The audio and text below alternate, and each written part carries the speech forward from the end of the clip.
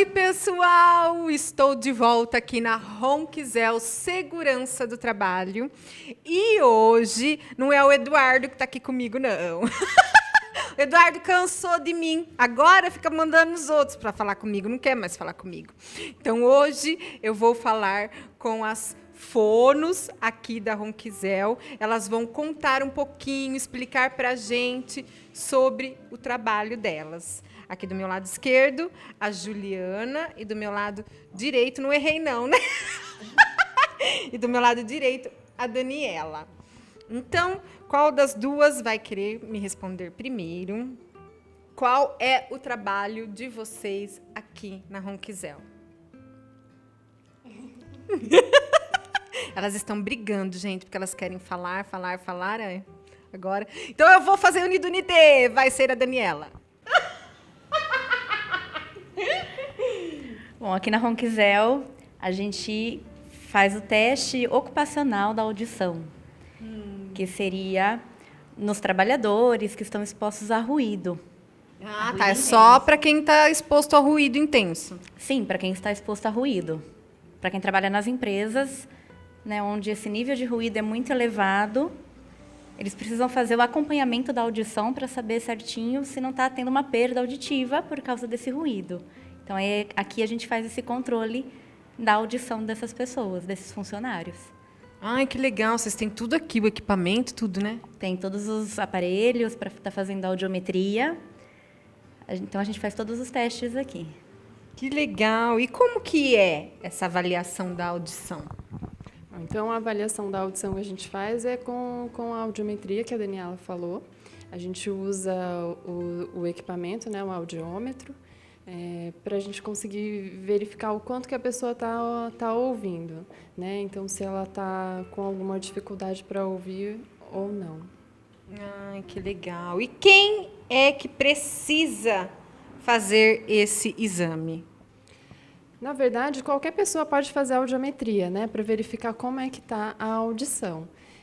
Desde criança até adulto, idoso, qualquer um pode fazer esse exame, né? Aqui, como a gente trabalha com a área ocupacional, a gente faz nos trabalhadores para acompanhar a audição, como a Daniela falou também.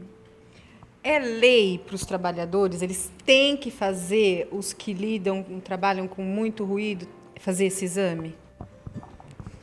É lei e é importante a empresa estar mandando os funcionários para fazer esses exames para estar cumprindo certinho o que pede ali na lei. E como que o trabalhador se protege desse ruído? Nossa, deve ter um monte de equipamento aqui, assim, ele fica sem ouvir nada.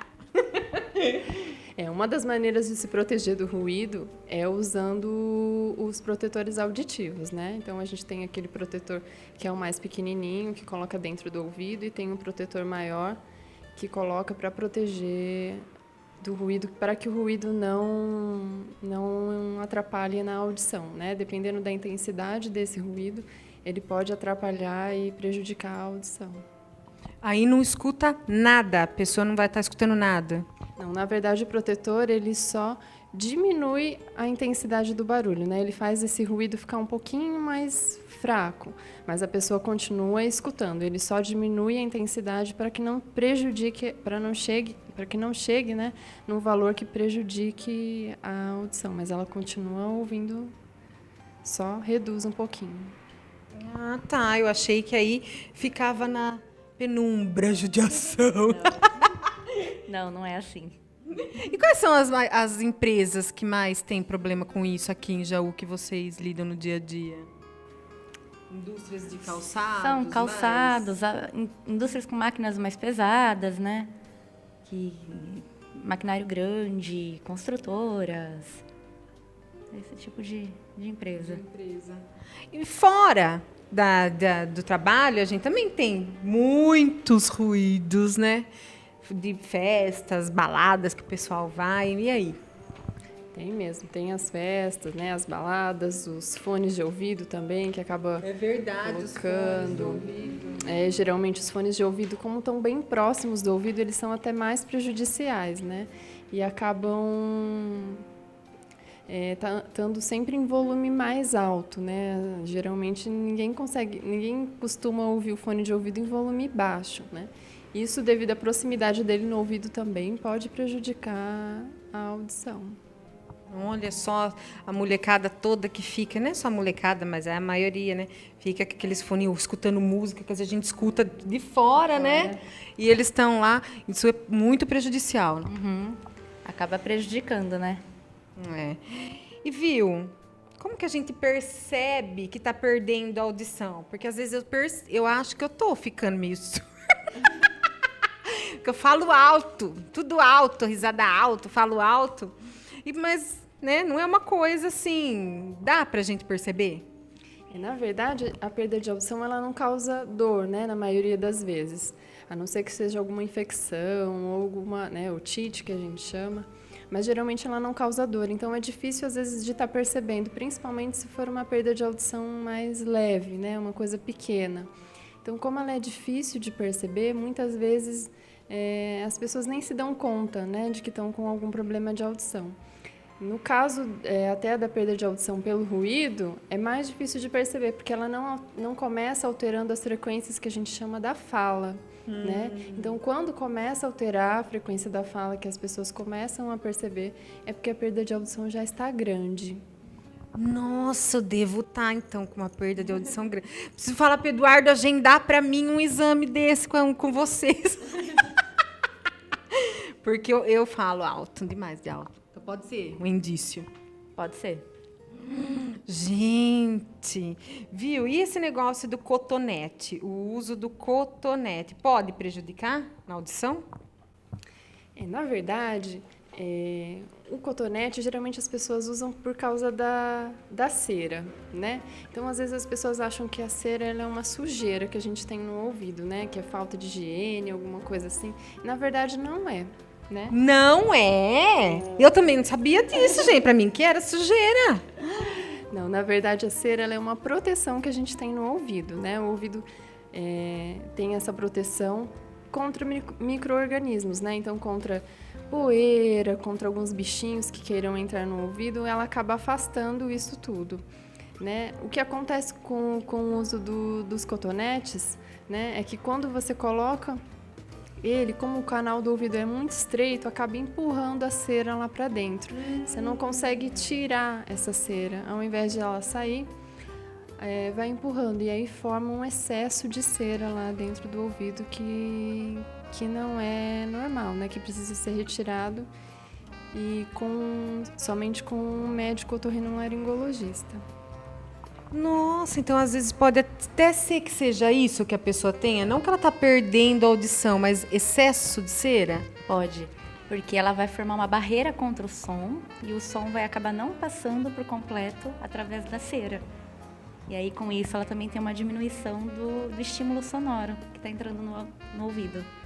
Isso também a gente só sabe com esse exame que vocês fazem aqui da audiometria? Aí, para verificar, a gente faz a otoscopia, que é quando a gente olha dentro do ouvido da pessoa, a gente já percebe se está com excesso de cerume ou não. Né? E a gente consegue identificar fazendo a otoscopia. Aí vocês identificam e passa para o médico aí, no caso. Isso, aí a gente encaminha para o otorrino e o otorrino faz a remoção dessa cera. Ah, então é com ele que tem que ir para tirar a cera. Isso, porque ela pode até atrapalhar na realização do exame, né? Às vezes pode aparecer que a pessoa tem uma perda de audição e, na verdade, é essa cera que está atrapalhando aí.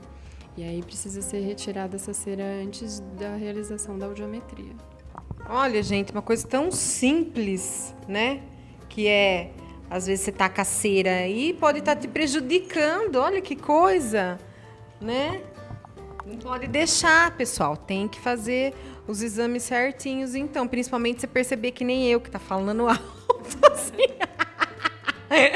Vem aqui na Ronquisel fazer seu exame audiométrico. E as pessoas que costumam pingar alguma coisa no ouvido, que nem óleo, álcool. Nossa, isso deve ser um veneno. Não é o recomendado, né? Sempre que você tem um problema, o recomendado é você procurar um otorrino, né? Para estar identificando esse problema antes de tomar qualquer providência caseira, né? Porque você pode prejudicar ainda mais. Você não sabe o que você tem, né? Então pode prejudicar mais. É, gente, olha, isso é muito sério. Parece que não é nada, que é uma coisa muito simples, mas é muito sério, né? É verdade. Só voltando um pouquinho na questão do cotonete, até se as pessoas repararem na caixinha, a parte de trás da caixinha, está escrito para a gente tomar cuidado e não colocar o cotonete no canal do ouvido. Acho que nunca ninguém prestou atenção, né, para ler a caixinha atrás, mas está até recomendado para não colocar no ouvido. Tem muita gente surda por aí, então, porque, olha, o que a gente às vezes passa em frente de casa, escuta a televisão ligada, a rádio ligado. E tem também gente que tem costume, a gente já falou até do fone de ouvido, mas assim, casualmente a pessoa escuta, mas tem gente que tem o hábito de dormir com o fone de ouvido na orelha. Isso daí ainda é mais prejudicial, né? É prejudicial porque a pessoa acaba não percebendo e não desligando ele depois. Então, acaba ficando vários... noite inteira, isso, por um período maior com aquele barulho, né? Que acaba prejudicando a audição, sim. Até porque pela questão de estar próximo do ouvido e pela questão de estar bastante tempo, né? Que a pessoa acaba não desligando tão rapidamente. Olha, são coisas que às vezes a gente faz no dia a dia e não percebe que está fazendo mal, a hora que vê, já foi. Isso são coisas simples, né? Do nosso dia a dia mesmo, né? E que podem estar ocasionando isso, né? Isso. Conta um pouquinho pra gente agora da rotina de vocês aqui na empresa. O dono da empresa, o empresário, manda os funcionários fazerem regularmente esse exame da audiometria? Como que funciona? Aqui é feito os exames admissionais, os periódicos e os demissionais, né, para estar fazendo o acompanhamento desse funcionário nessas situações. Né? Então, dependendo do tempo que ele fica na empresa, ele também precisa fazer regularmente para estar acompanhando a audição, né, para ver se o ruído da empresa não está prejudicando a audição dele enquanto ele está ali na empresa. Então, por exemplo, se ele ficar 10 anos na empresa, pelo menos uma vez por ano, ele está vindo fazer esse acompanhamento? Ou pode espaçar mais? Então, o que a gente faz? Quando o funcionário entra na empresa, que são os admissionais, né, geralmente tem os periódicos, então 6 meses quando entra, depois pelo menos uma vez por ano, né? Se por acaso ele precisar ser afastado por algum motivo, ficar afastado do trabalho, retornar ao trabalho, precisa fazer audiometria de novo. Se ele mudar de função, porque daí muda o tipo de ruído, né? Muda a intensidade do ruído, ele também precisa fazer o exame novamente. E no demissional, que é a hora que ele vai sair da empresa. Então, a gente consegue ter o acompanhamento total do período que ele ficou dentro da empresa, desde quando ele entrou até quando ele saiu.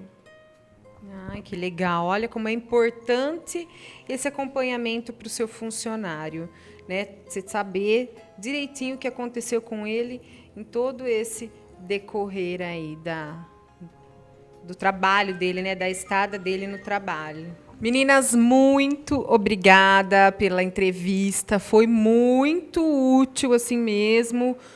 Tenho certeza que também foi útil para o pessoal aí de casa, não só para os trabalhadores, né? As dicas que vocês deram. Obrigada mesmo. E bom trabalho. Obrigada. Obrigada por você ter vindo aqui. Imagina, eu que agradeço. Obrigada, Juliana. Obrigada pela oportunidade de a gente falar um pouquinho da audição, né? Para que todo mundo possa tomar cuidado, né? Que ela é muito importante, às vezes a gente não se dá conta disso. Exatamente. Então, é isso, pessoal, por hoje. Um beijo.